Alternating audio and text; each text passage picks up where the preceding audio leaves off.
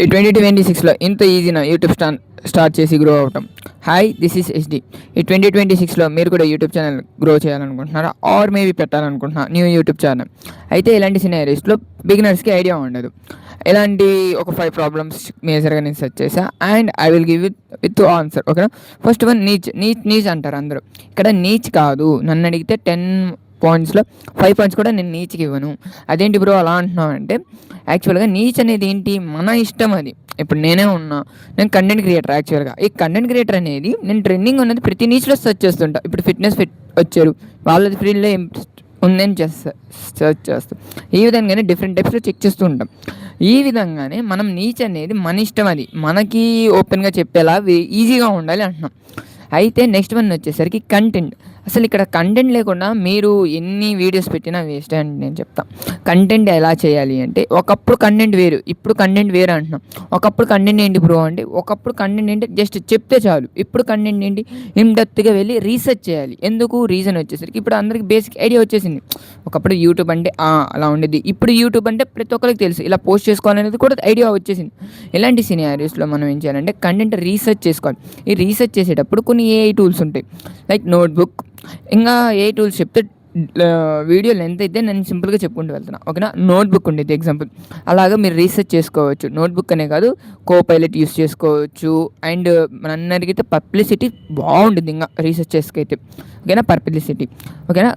Content ఎలా చేయాలి అంటే ముందే చెప్తున్నా, మీరు ఒక స్టోరీ అనా లైక్ కొన్ని హుక్స్ ఉంటాయి.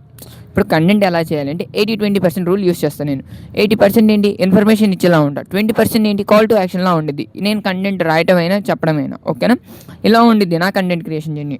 అందుకని మీరు ఒక ఫార్ములా కానీ ఒకటి సంథింగ్ సెర్చ్ చేసి మీ యొక్క నీచ్కి రిలేటెడ్గా సెర్చ్ పెట్టుకుని అంటున్నాం.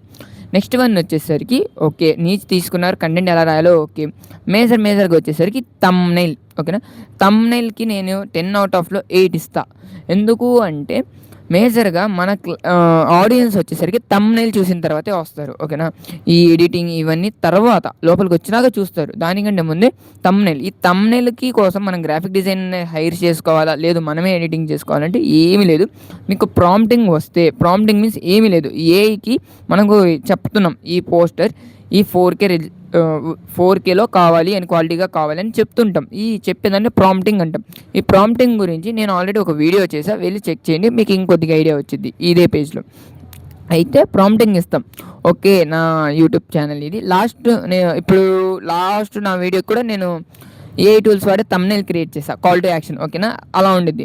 అయితే అంత ఎఫెక్టివ్గా చేయటం నేర్చుకోవాలి. కొన్ని బేసిక్స్ ఉంటాయి సైకాలజీ ప్రకారం చూసుకుంటే, అవి ఎలా తమ్నైల్ క్రియేట్ చేయాలి ఏంటి అనేది. మీరు ప్రాంప్టింగ్ నేర్చుకుంటే అది ఈజీ. ముందే చెప్తున్నా, జెమినీ ఏఐ యూస్ చేసుకోవచ్చు, కోపైలట్ యూస్ చేసుకోవచ్చు, ఇంకా ఏ టూల్స్ చాలా ఉన్నాయి అందులో. అయితే నెక్స్ట్ వన్ వచ్చేసరికి వీడియో ఎడిటింగ్.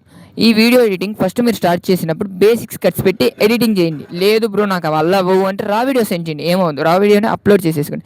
ఇంకొకటి వచ్చేసరికి మేజర్గా వచ్చేసరికి అప్లోడింగ్ చేసేటప్పుడు, ఓకేనా, అప్లోడింగ్ చేసేటప్పుడు టైటిల్ పర్ఫెక్ట్గా ఉండాలి అంట. నాట్ టూ ఎక్కువ లెంత్ ఉండకూడదు, అలానే తక్కువ ఉండకూడదు, మీడియంలో ఉండాలి. మన ఆడియన్స్కి ఈజీగా అర్థమయ్యేలా ఉండాలి. ఇప్పుడు నేనేంటి, ఈ తమ్నైల్ చూసా వెంటనే కింద టైటిల్ చదువుతాం. ఈ టైటిల్ చదివిన తర్వాత ట్యాగ్స్ ఉంటాయి కొన్ని.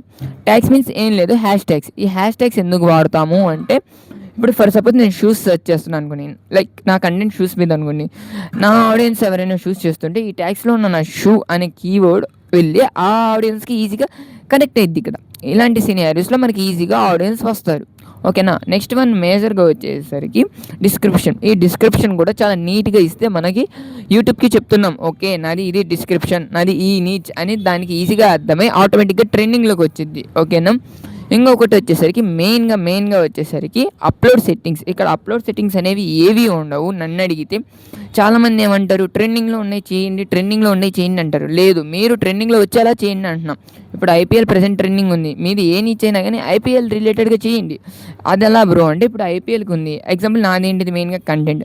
అయితే ఐపీఎల్కి కంటెంట్ ఎలా చేస్తారనేది నేను చూసుకుంటా. ఓకేనా. ఒకవేళ మీరు కెమెరామ్యాన్ అనుకోండి ఫర్ ఎగ్జాంపుల్, ఐపీఎల్కి ఎలాంటి కెమెరాస్ వాడతారో చెప్పాలి, కానీ మీరు డైరెక్ట్గా కంప్లీట్గా ఐపీఎల్ మీద షిఫ్ట్ అయ్యి ఐపీఎల్ ఇలా ఉండిద్దని చెప్పకూడదు కంటెంట్.